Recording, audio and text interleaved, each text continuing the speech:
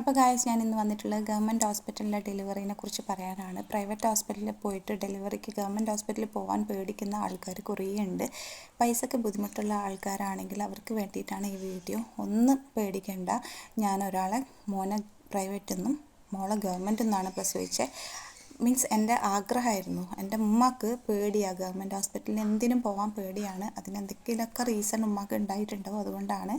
അപ്പം ഞാൻ എൻ്റെ കുഞ്ഞുങ്ങളെ എനിക്ക് ആകുന്നതിന് മുന്നേ ഞാനൊരു കുഞ്ഞിനെ കാണാൻ പോയിട്ടുണ്ടായി ഗവൺമെൻറ് ഹോസ്പിറ്റലിൽ. പഠിച്ചോനെ, ഞാൻ എവിടെയാണ് എത്തിയെന്ന് എനിക്ക് തന്നെ അറിയാത്തൊരു സന്തോഷം അവിടെ പോയപ്പോൾ എനിക്ക് കിട്ടി.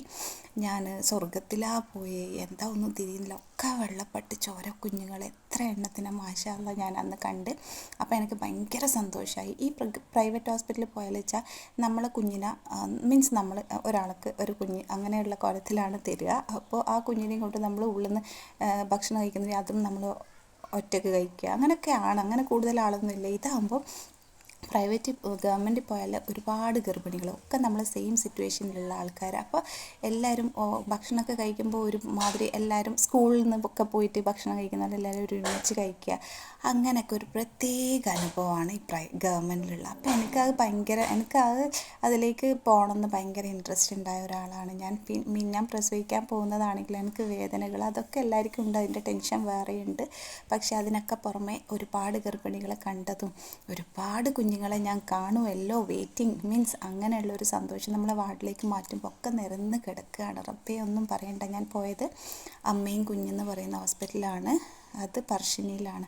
അപ്പോൾ പെട്ടെന്നൊന്നും ഓപ്പറേഷൻ ചെയ്യില്ല. നല്ല പ്രശ്നം എന്തെങ്കിലും ഉണ്ടെങ്കിൽ അവർ ഓപ്പറേഷത്തിന് തീരുമാനിക്കുള്ളൂ. പിന്നെ വെച്ചാൽ നമുക്ക് അതിൽ താല്പര്യം ഇല്ലെങ്കിൽ നമ്മളെ പരിഹാരത്തോട്ടേക്ക് വിടും. അവിടുന്ന് നമ്മളെ മാക്സിമം നോക്കും. അങ്ങനെ ഒന്നും പെട്ടെന്നൊന്നും നമ്മൾ ഓപ്പറേഷൻ ചെയ്യില്ല.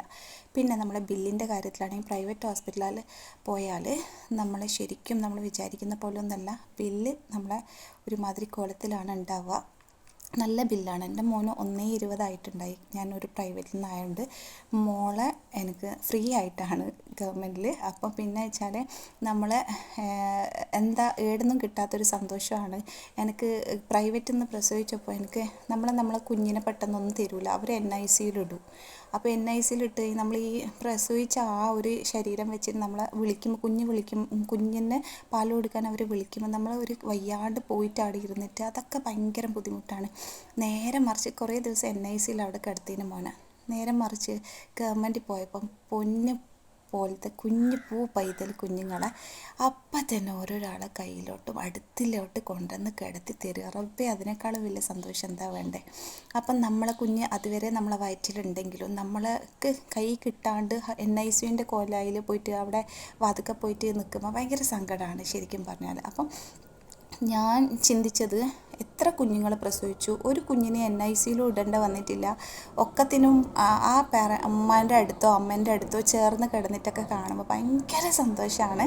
അപ്പം ഞാൻ അവിടെ 3 ദിവസം ഉണ്ടായി. അങ്ങനെ ഞാൻ പെട്ടെന്ന് എൻ്റെ കുഞ്ഞിനെയും കൊണ്ട് എൻ്റെ ഐസൂട്ടിനെയും കൊണ്ട് നമ്മൾ വീട്ടിലേക്ക് എത്തി. അതുകൊണ്ടാണ് ഞാൻ പറയുന്നത്, നമ്മൾ പ്രൈവറ്റിന് എന്തോ എനിക്കിഷ്ടമായിട്ടില്ല സത്യം പറഞ്ഞാൽ. എനിക്ക് കുഞ്ഞിനെ കിട്ടാൻ ലേറ്റ് ആകുന്നത് കൊണ്ടോ എന്താ അറിയില്ല, എനിക്ക് എന്തോ ഇഷ്ടമായില്ല. പിന്നെ വെച്ചാൽ അവർ ഡോക്ടർ എന്ന് വെച്ചാൽ എന്തൊക്കെ ചെറിയ കാര്യത്തിനൊക്കെ എനിക്ക് കലമ്പ് കിട്ടിയിട്ടുണ്ട്. ബാത്റൂം മാറിപ്പോയിട്ട് എനിക്ക് നല്ല കലമ്പ് കിട്ടിയിട്ടുണ്ട്. ഞാൻ ഏത് സിറ്റുവേഷൻ പോലും ഡോക്ടർ നോക്കാണ്ട് എന്നെ വഴക്ക് പറഞ്ഞിട്ടുണ്ട്. പക്ഷേ ആ സമയത്ത് എനിക്കൊരു മാലാഖ പോലെ ഒരു സിസ്റ്റർ എൻ്റെ സപ്പോർട്ട് ചെയ്തിട്ട് എൻ്റെ നേർക്ക് വന്നിട്ട് എന്നെ ഓപ്പറേഷത്തിന് തീരുമാനിച്ചതാണെങ്കിലും നീ സുഖപ്രസവിക്കും, നിന്നെ ഓപ്പറേഷൻ ചെയ്യില്ല എന്ന് വാക്ക് തന്ന് എനിക്ക് വെള്ളമൊക്കെ കുടിക്കാൻ തന്നൊരു സിസ്റ്റർ അവിടെ ഉണ്ടായി.